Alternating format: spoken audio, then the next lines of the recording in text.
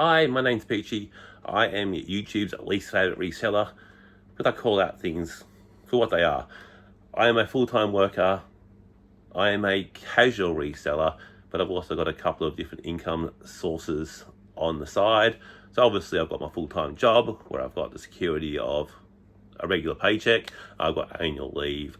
I've got superannuation. I've got long service leave. I've got all those benefits that come with a full-time job, which is amazing.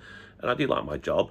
And then I've also got a couple of little side incomes where I've got an investment property in Queensland, which we got about 5-6 years ago. And that's pretty much doubled over the 5 or 6 years. So the capital growth there has been amazing, but it's also pretty much positively geared on interest rates. And I've also owned a reselling business, which I put about 5 to 6 hours a week into. Because I only spend 5 to 6 hours on my reselling business on the side, I've got to be able to utilize that time as best as I can. Because in that 5 to 6 hours, I've got to go thrifting, I've got to find stuff for my shop, I've got to list it, I've got to post anything that sells, and also, or package anything that sells, and also take anything that sells to the post office or mailbox, whatever it happens. And if I don't do it, I don't have the luxury of having employees to do all that stuff for me. It's pretty much me on my pat alone. So if I don't get it done, it's not getting done. So it's having to find that time, that motivation. So after work, you're tired, to try and find 5 to 6 hours during the week to do all that other stuff to make that extra side hustle come true. And I kind of relate my business back to a movie. It is a movie, but it's also something the Oakland A's, a baseball team, did about 20 odd years ago. And it's basically finding the best players for bang for buck, best players who no one really wants. So it's kind of done on stats and analytics and all that. In the 2002 MLB season, Moneyball was utilised by the Oakland A's manager, Billy Beane. So Billy Beane was his player. He was kind of touted to be this huge superstar, but kind of was a bust. High draft pick, didn't quite turn out that well. So in his role was the Oakland A's manager, very poor team, doesn't have the luxury of these huge companies or other teams that spend heaps. So they always kind of struggled, but he looked at this, he realised that the team needed to change what the team is doing. As the A's can't compete with the bigger teams, the payrolls, they just can't compete, smaller team. And look, the team was failing.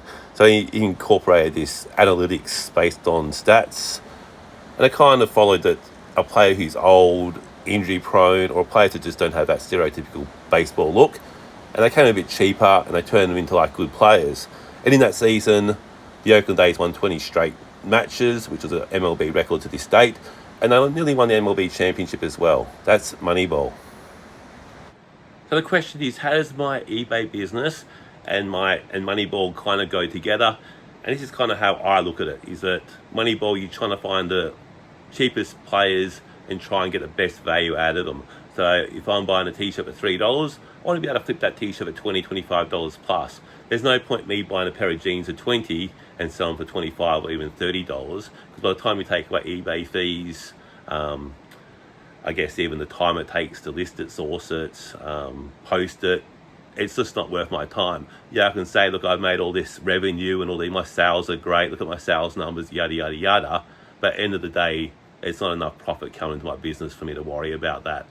I need to be making profit, not worrying about my sales. I don't even care about my sales figures. Obviously, a little bit I do, because obviously if my sales aren't there, the profit's not going to come.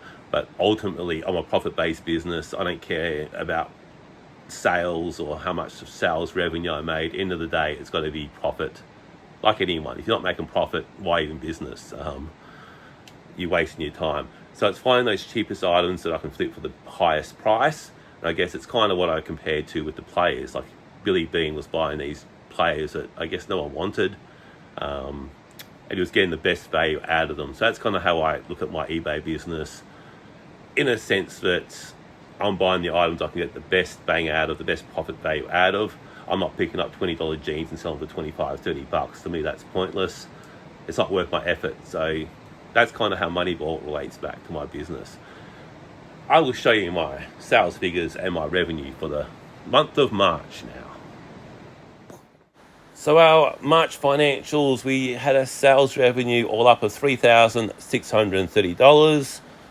That's a one-man show. Our expenses, you can see there, eBay fees cost of good postage, about $1,800, and we take that away, we've got about $1,820 in net profit, working 5 hours a week, so about 20 hours a week into the business. All right, so thanks for watching this different episode on Moneyball and how my business all goes together.